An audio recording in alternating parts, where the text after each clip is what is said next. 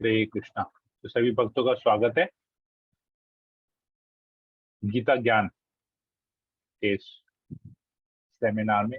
Fourth day, चौथा दिन, हम लोग तीसरा अध्याय आज इसको पढ़ेंगे और देखते हैं इसमें हम क्या, हम लोग इसमें शिक्षा क्या लेते हैं।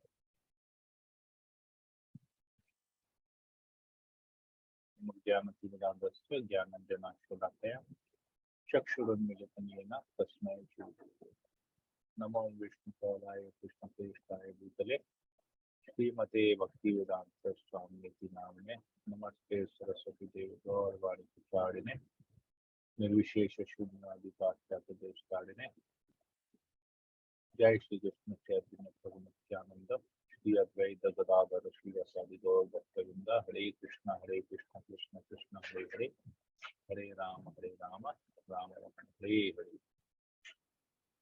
जय श्री मंगलाचरण की जय, श्री राधा गोविंद भगवान की जय, जगत प्रभुपाद की जय।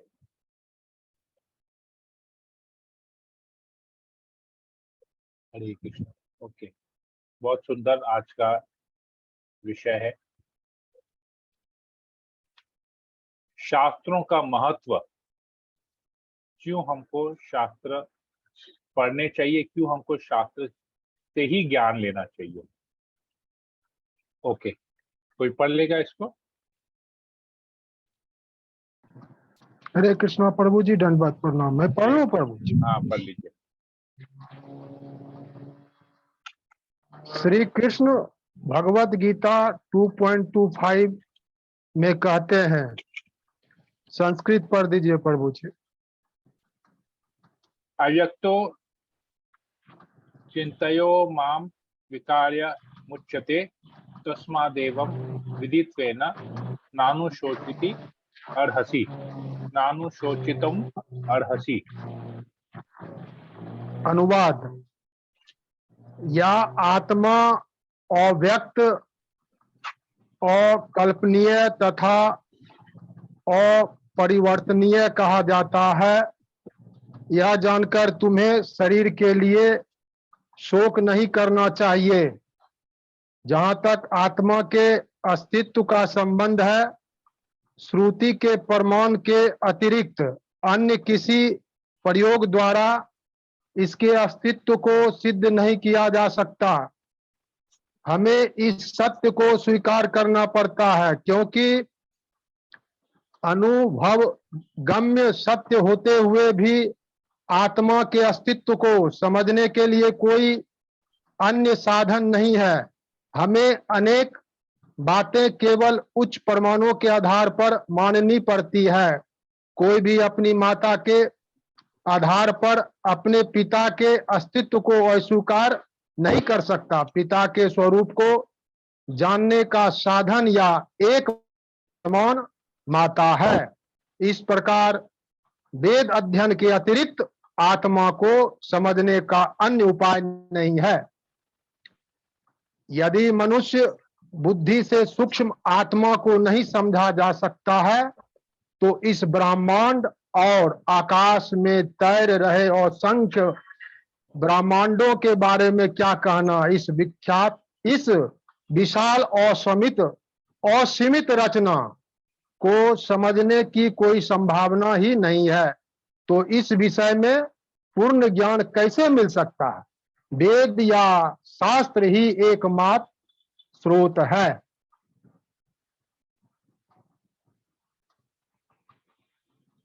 ओके, कोई और पढ़ लेगा अभी।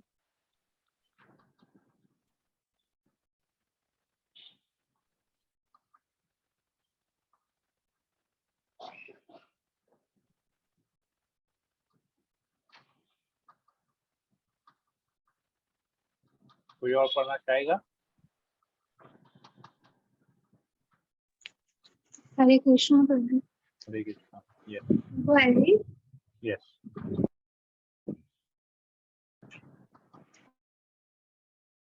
ज्ञान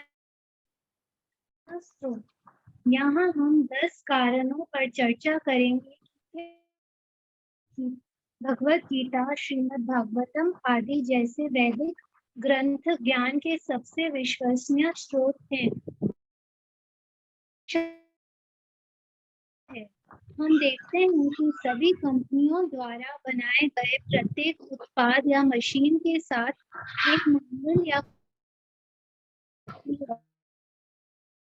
उत्पाद को संचालित करने की विधि होती है।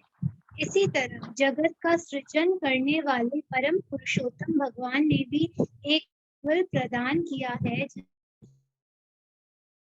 के कार्य प्रणाली का वर्णन किया है।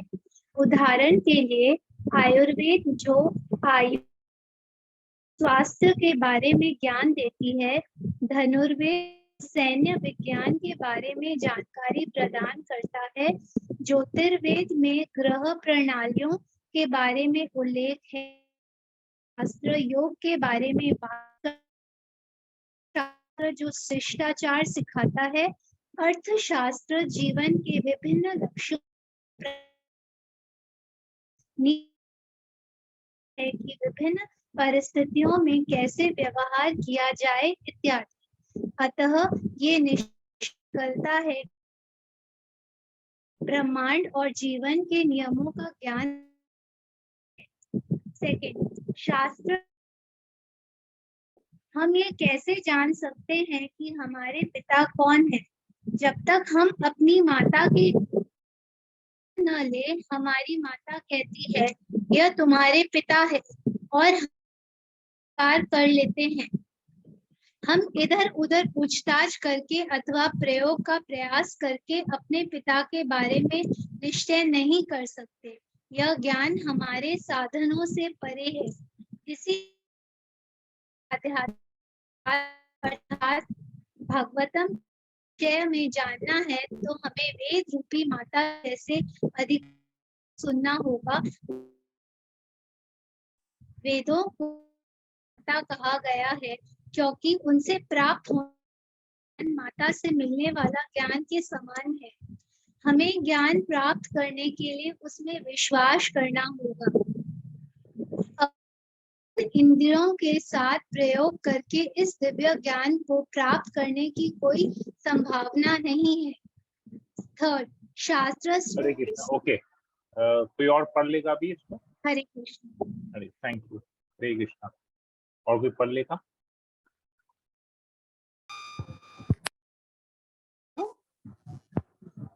पढ़ लीजिए माता जी।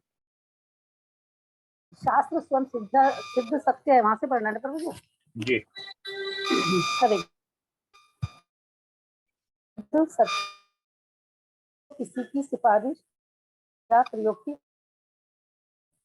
यह स्वयं सिद्ध सत्य है। उदाहरणार्थ गोबर पशु मल है और स्मृति या विचार यदि कोई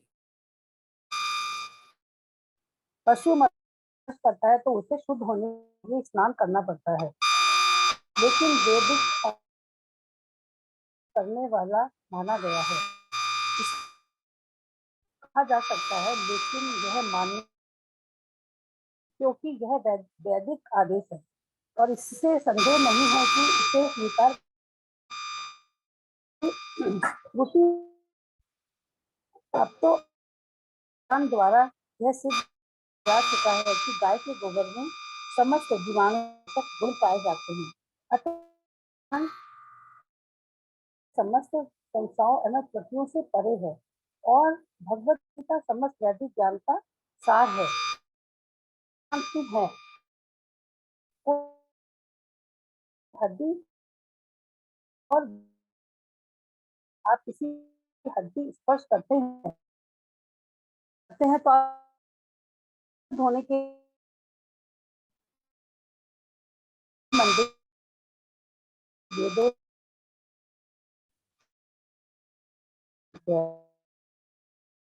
स्वयं जैसे में लंबाई आदि, ये स्वयं यदि हम तो नहीं उन्हें होगा। इसी तरह वेदों में स्वयं सिद्ध सकते हैं और यदि हम आध्यात्मिक तो स्वयं सिद्ध सत्य के रूप में स्वीकार करना होगा। आगे बढ़ो प्रभु जी। हरे कृष्णा। ओके, धन्यवाद माती। कोई और पढ़ लेगा? हरे प्रभु जी। हाँ। हरे कृष्ण प्रभु। हरे कृष्ण। पंडित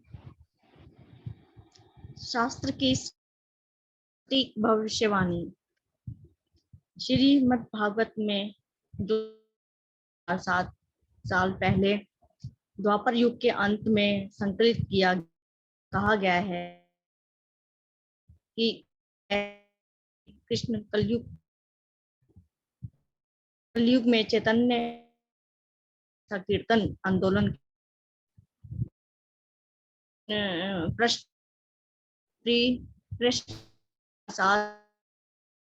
कलयुग में बुद्धिमान व्यक्ति ईश्वर के पूजा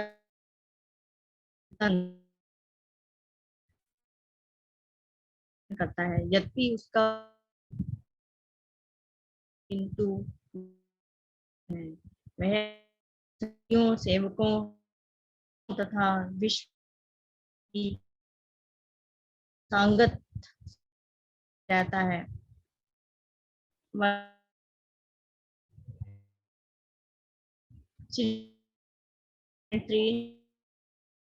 में बुद्ध के प्रकट होने का भी उल्लेख है। भगवान कलयुग के प्रारंभ में गया प्रांत में अंजना के पुत्र बुद्ध के रूप में लोगों को मोहित करने के लिए प्रकट हुए होंगे, जो श्रद्धालु आस्तिकों से ईर्ष्या करते हैं।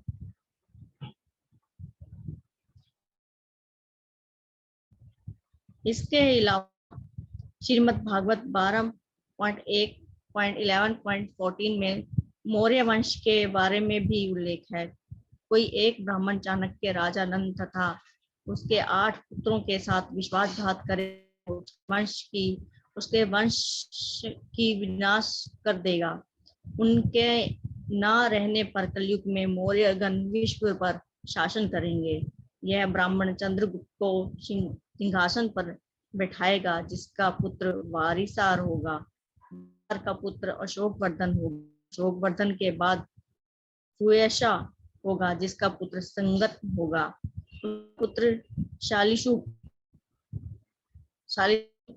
होगा, जिसका पुत्र सोम शर्मा होगा। सोम शर्मा का पुत्र सतधन्वा होगा, उसका पुत्र बृहद्रथ कहलाएगा। कुरुश्रेष्ठ ये 10 मौर्य राजा कलयुग में 137 वर्षों पृथ्वी पर राज्य करेंगे। का यथार्थ विवरण हेल्स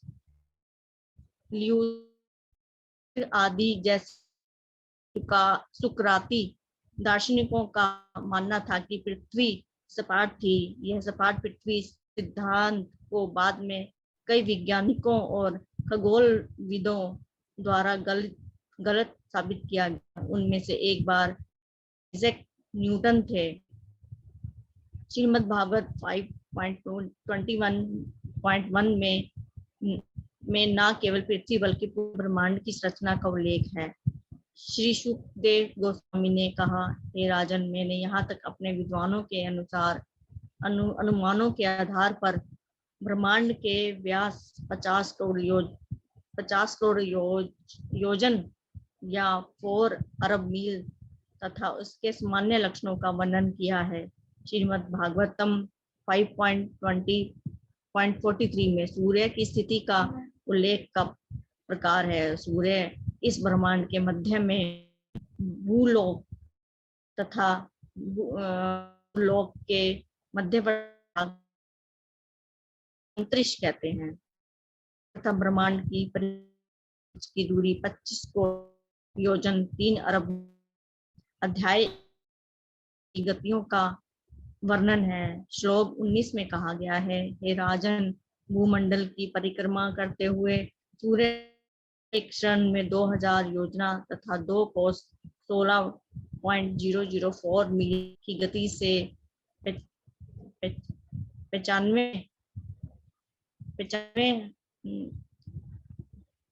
कितना लिखा है प्रभु जी? 95 नंबर को छोड़ दीजिए, आप आगे पढ़ लीजिए।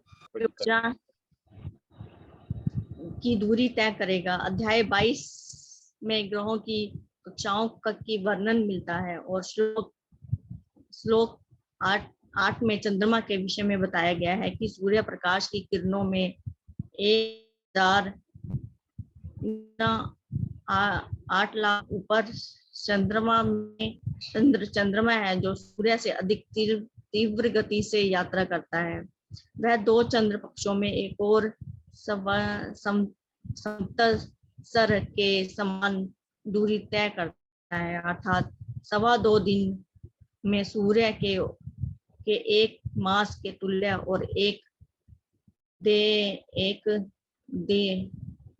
दिन में सूर्य के एक पक्ष के बराबर दूरी तय कर लेता है। श्लोक 12 से 17 में अन्य ग्रहों जैसे बुध, शुक्र, शनि आदि की स्थिति का उल्लेख है। शास्त्र में भ्रूण विज्ञान का विवरण। विज्ञानियों को लगता है कि उन्नत टेक्नोलॉजी के माध्यम से वे माँ के गर्भ के बच्चे की गतिविधियों का अध्ययन करने से सक्षम हो गए हैं। श्रीमद् भागवत में 3.31.14 मनुष्य जन्म की प्रक्रिया के बारे में सटीक वर्णन देता है। परमेश्वर तथा अपने फल के अनुसार विषय प्रदान करने के लिए आत्मा को पुरुष के वीर्यकण के गर्भ में पहले रात में मिलते हैं और रात में वह मिश्रण रूप धारण कर लेता है। 10वीं को वह बढ़कर बेर के बाद धीरे धीरे के अंडे में परिवर्तन 1 महीने के होता है और अंत में हाथ अन्य अंग आकार पाते हैं। तीसरे मास के अंत तक या अंगूठे तथा चमड़ी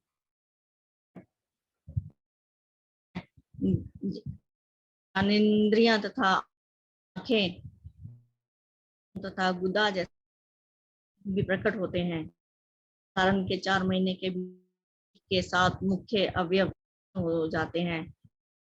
वह रक्त, मांस, चर्बी, मज्जा तथा वीर्य। महीने में मुख प्यास लगती है। 6 मास के अंत तक के बंद गर्भ के उदार भाग लगता है। शाब्दिक यथार्थता। शास्त्र में व्याकरण या की कोई त्रुटि। उदाहरण भागवत गीता श्री कृष्ण ने अर्जुन को सुना। 700 श्लोक गीता के संस्करण जो से उनमें श्लोक है। अक्षर या कोई भी परिवर्तन किया जा सकता है। में श्रीमद् भागवत पुराने संस्करणों में प्रत्येक अध्याय की शुरुआत में उस अध्याय में प्रयोग छंदों, अक्षरों, चिन्हों की संख्या पाई जाती है। वैदिक शास्त्र की यही यथार्थता आधुनिक समय में हम देखते हैं कि किसी भी नए नई विषय के नए शब्द आते हैं। शास्त्र लोग यह तर्क दे कि भागवत गीता का श्री कृष्ण ने कुरुक्षेत्र के युद्ध 5000 वर्ष पहले थी और उसी काल में श्री व्यास देव ने साहित्य का संकलन किया। शास्त्र शाश्वत कैसे? भगवान भागवत गीता 0.13 में पहले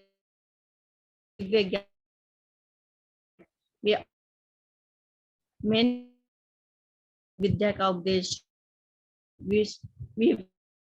को दिया। भगवान ने के पिता उपदेश दिया। मनु ने कार गुरु परंपरा द्वारा किया गया है। ने इसी विधि से इसे समझा, किंतु कालक्रम में यह परंपरा छिन्न हो गई, अतः यह विज्ञान यथारूप में लुप्त हो गया लगता है। आज मेरे यह प्राचीन युग कहा जा रहा है, क्योंकि तुम मेरे भक्त तथा हो, अतः तुम इस विज्ञान के दिव्य हो। महाभारत में शांति पर्व 3448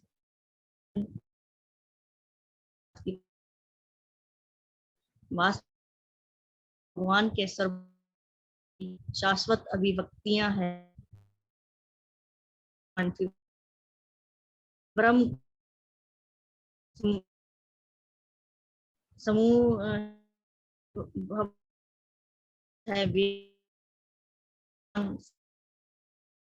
शास्त्र और कभी परंतु वे शाश्वत। यहाँ पर एक प्रश्न पूछा जा सकता है कि यदि वेद भगवान के श्वास से आते हैं, तो कोई वेदों का रचिता क्यों कहा जाता है? इसका उत्तर श्रीमद् भागवतम 1.4.15 to 24 में वर्णित है। श्लोक 24 के कथन की इस प्रकार अज्ञानी जन समूह का अत्यंत कृपालु ऋषि व्यासदेव ने वेदों का संकलन किया, जिससे कम ज्ञानी पुरुष भी उनको आत्मसात कर सके। अतः श्री व्यास संकलन करता थे, रचयिता। शास्त्र मानव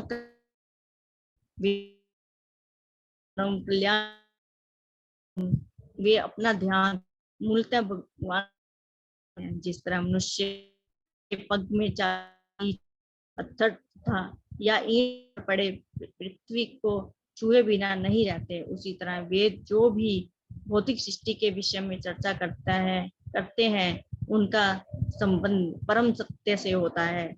संसारी साहित्य समित घटनाओं का वर्णन करता है और संपूर्ण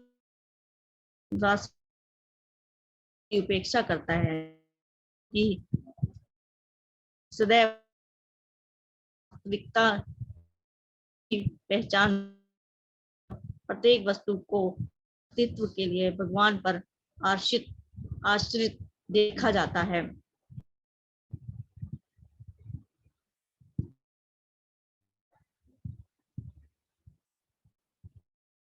वेद अपौरुषेय है, अपौरुषेय है। वेद अपौरुषेय कहलाते हैं क्योंकि वे मनुष्यों या देवताओं द्वारा नहीं लिखे गए। यहाँ तक कि ब्रह्मा जो आदि जीव हैं, वे भी वेदों के रचयिता नहीं है। इस भौतिक जगत के ही एक प्राणी होने के कारण वे ना तो वेदों की रचना कर सकते हैं और ना स्वतंत्र रूप से उनके विषय में कुछ कह सकते हैं। इस संसार की प्रत्येक जीवात्मा में चार अवगुण पाए जाते हैं। त्रुटि करना एक वस्तु दूसरी समझना, धोखा देना तथा इंद्रियों से अपूर्ण होना, किंतु वे इस भौतिक संसार के किसी संजीव प्राणी द्वारा रचित नहीं है, अतः वे अपौरुषेय कहलाते नहीं बता दे। आधुनिक मानवीय का नहीं है और वर्ष से पूर्व का भी वास्तविक सकता। किसी ने आज तक यह कब लिखे गए, क्योंकि वे इस संसार के किसी सजीव प्राणी द्वारा नहीं लिखे गए। अन्य सभी पद्धतियां हैं क्योंकि वे रचित या उच्चारित है। वेदिक मान से प्रारंभ होने गुरु शिक्षा से आगे चलता, क्योंकि पहला शब्द भगवान हुआ है, आता इस ज्ञान का स्रोत दिव्य है। वैदिक ज्ञान सर्वप्रथम भगवान आदि जीव हृदय से ज्ञान अपने जो इस ज्ञान को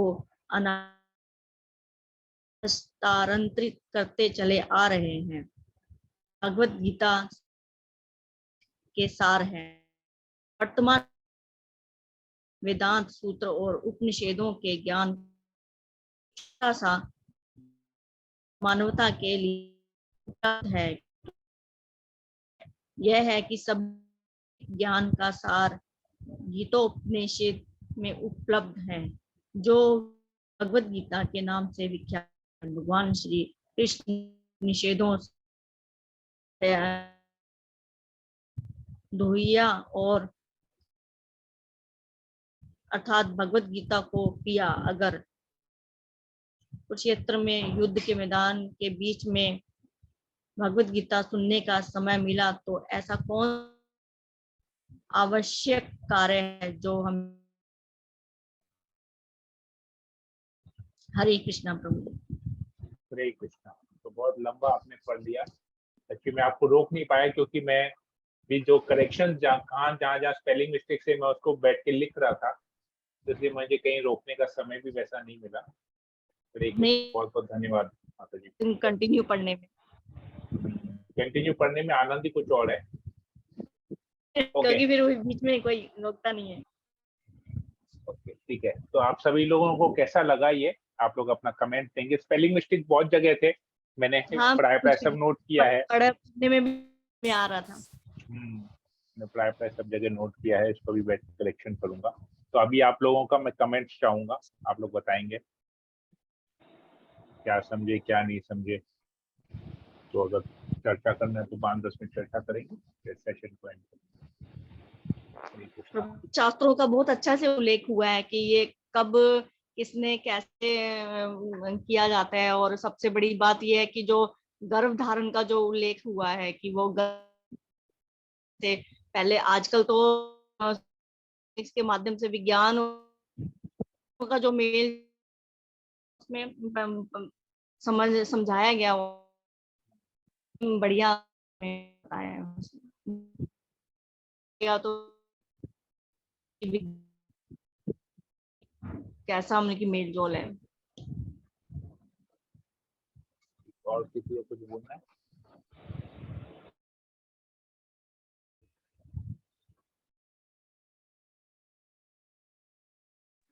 हरे Krishna Prabhu. Yes, Prabhu, and that point ना जो आपने अपने क्लासेस में हमें बताया कि when a mother says to the child कि ये उसका पिता है, that point was also very, या आपने इसी तरह ही हम लोग को क्लास समझाया था। प्रभुपाद ने ये एग्जाम्पल को यूज किया है, तो प्रभुपाद तो जो भी यूज करते एकदम परफेक्ट यूज करते हैं, हम लोग तो केवल उसको फॉलो कर रहे हैं, इसमें हमारा ज्ञान कुछ नहीं है। जो भी हम पढ़ रहे हैं, इनफैक्ट ये जो भी जितना भी हमने पढ़ा है ये टोटल प्रभुपाद की कृपा है, जो मैं इसको प्रेजेंट कर पा रहा हूँ उस साइट में। ये सब प्रभुपाद के अलग अलग जगह से, मेरा जो इंग्लिश मैंने जो ड्राफ्ट बनाया ना उसमें मैंने मार्क किया कि मैं कहाँ कहाँ से लिया हूँ। तो ये सब अलग अलग बुक से, प्रभुपाद के अलग अलग बुक से, अलग अलग जगहों से ये सब लिया गया है। इसमें मतलब समझिए मेरा वर्डिंग कुछ नहीं है, इसमें जो भी ऐसा प्रभुपाद का वर्डिंग है खाली प्रभुपाद की कृपा है, जो मैं इन सबको अलग अलग जगह ढूंढ पाया और ढूंढ के एक जगह लाके रखा। अलग अलग कुछ साइंस ऑफ सेल्फ रियलाइजेशन, आत्म साक्षात्कार का विज्ञान से लिया है, कुछ भागवतम से लिया है, कुछ NOI उपदेश अमृत से लिया गया है, अलग अलग जगह से। कुछ लाइफ कम्स फ्रॉम लाइफ वहां से लिया गया है, और कुछ उनके लेक्चर्स से, जो उन्होंने कुछ लेक्चर्स दिए वहां से लिया है, कुछ उन्होंने रूम कन्वर्सेशंस किए वहां से लिया है। बहुत बहुत जगह से हमने बहुत कुछ लिया है। ये सब परफेक्ट लाने के लिए, प्रभुपाद के ज्ञान को सटीक रूप से प्रेजेंट करने के लिए अलग अलग जगह से लिया है। लगता है कि इसी बुक में एक फ्लो है, पर ये एक फ्लो नहीं है, ये प्रभुपाद का अलग अलग जगह से लेके इसको ऐसा सजाया ऐसा गया है। ये समझ लीजिए खाली पैकेजिंग मेरा है, सामान पूरा प्रभुपाद जी का है, आपने खाली उसको पैक किया है, गिफ्ट रैपिंग किया, बॉक्स में डाला है, बस और कुछ नहीं है। हम स्टेप बाय स्टेप है ना, उससे लगता ही नहीं गोइंग एनीथिंग इज तो फ्लो एक एक करके जो समझाया गया है। हाँ, बहुत अच्छा है, बहुत ही बढ़िया। आप बहुत परिश्रम, बहुत बढ़िया। Bhavna, you like to say something? Prabhu, मैं भी कोमल का पॉइंट से सहमत हूँ, मैं वही बोलने वाली थी। और मुझे लास्ट वाला लाइन मतलब एकदम ईगो को टच किया कि जब अर्जुन को टाइम है सुनने का, तो what are we doing in this world. हाँ, ये प्रभुपाद का एक कन्वर्सेशन है, दिल को छू गया। ये प्रभुपाद Okay. का एक कन्वर्सेशन है, प्रभुपाद की कन्वर्सेशन से मैंने लिया कि उसने बोलते हैं कि युद्ध के भूमि में खड़ा, रणभूमि में युद्ध करने के लिए खड़ा है और वो गीता का ज्ञान ले सक रहा है, तो हमारा ऐसा कौन सा इमरजेंसी काम है, क्या भागा जा रहा है जो हम गीता नहीं पढ़ सकते हैं? Right. और वो तो खड़ा, कर्म भूमि में खड़ा है, वो अपने कर्म भूमि में खड़ा है, शंख भी बजा चुका है, बस युद्ध किसी भी समय स्टार्ट होने वाला है और वो गीता का ज्ञान ले रहे हैं। तो सोचो इससे क्या इंपॉर्टेंट और क्या हो सकता है कि वो कर्म भूमि में रह के, खड़े रह के कार्य के मध्य में गीता का ज्ञान ले रहा है। वेरी इंपॉर्टेंट, मतलब ये हमको बहुत अच्छा लगा है, इसलिए हमने इसको डाल दिया यहाँ पर। नहीं कि हमने प्रभु जी, खोज बहुत ढूंढा इसको, प्रभुपाद के बहुत सारे लेक्चर्स में से जाके मुझे एक ये मिला।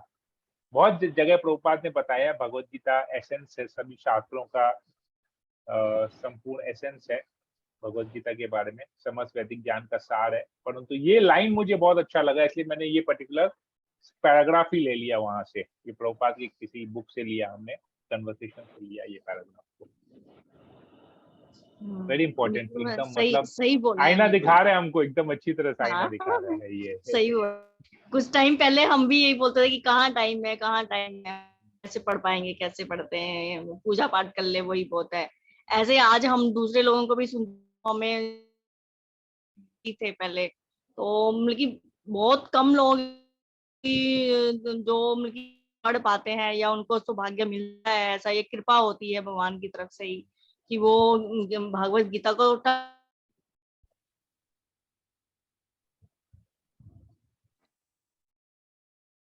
एक इंसिडेंट हुआ, can I share with you? हाँ ठीक है। हम लोग के बिल्डिंग में मतलब जब रेवती माता जी थी, तो हम लोग के बिल्डिंग में हर हफ्ते का क्लास होता था गीता और भगवत गीता का। तो फिर से वापस से स्टार्ट हम लोग ने सोचा करेंगे कि 2-3 भजन गाएंगे, एक राउंड जप करेंगे और भगवत गीता रीड करेंगे। क्लास के एंड में नरसिंह आरती हुई, तो एक भाभी है और मेरे को नाम नहीं लेना किसी, वो जबरदस्ती उठ की तरफ गई। नरसिंह आरती चल रही थी, जब वो नरसिंह खत्म हुआ तो मैं मुंह से ऐसे निकला, आप उठ गए, आप एक तरह से डिसरिस्पेक्ट। वो जब वो में बहुत नहीं क्या हो गया, मैं बोल कर पाई। घर आके रियलाइज हुआ कि शायद मेरे को नहीं बोलना चाहिए।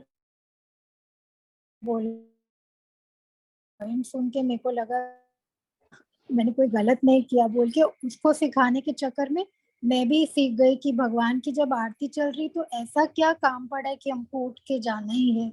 तो वो एक लेसन मेरे लिए भी था। इसमें ना मैं इसमें एक और पॉइंट ऐड खाली करूंगा। मैंने एक लेक्चर में सुना था कि प्रकृति के ना 3 गुण हैं, तो सबको पता है ना प्रकृति के 3 गुण हैं, जी, सतोगुण, रजोगुण, सतोगुण, तमोगुण। रजोगुण, तमोगुण। लेकिन इन 3 गुणों में रह के हमारे सारे कार्य होते हैं, इन 3 गुणों के कॉम्बिनेशन में हमारे कार्य होते हैं। तो इन 3 गुणों के कॉम्बिनेशन में हमने एक चौथा गुण क्रिएट किया है, और वो चौथा गुण है हमारा मोबाइल फोन। तो हम देखते हैं कि चाहे जितना भी इंपॉर्टेंट लेक्चर, क्लास, कन्वर्सेशन क्यों ना चल रहा हो, मोबाइल की घंटी बजेगी या व्हाट्सएप आएगा या मैसेज आएगा ना, तुरंत हमारा ध्यान मोबाइल की तरफ चले जाएगा। तो ये हमारा चौथा गुण है जो हमको किसी भी परिस्थिति में, हम 3 गुणों से बंधे हुए हैं, ये चौथा गुण उन 3 गुणों से भी ज्यादा प्रभावशाली है क्योंकि ये गुण हमने बनाया है। और ये गुण हमको खींच लेता है, उन 3 गुणों से हटा के हमको चौथे गुण में डाल देता है मोबाइल फोन। ये फैक्ट है कि नहीं है? कुछ भी चल रहा हो, जितना भी इम्पोर्टेंट क्यों ना हो, चौथा गुण में हम लोग फंस जाते हैं। हाँ, ये एकदम सही। तो ये बहुत है। तो देखिए ना, हम 3 गुणों से आके चौथे हमने खुद एक ऐसा गुण बनाया। वो 3 गुण तो भगवान की शक्ति है।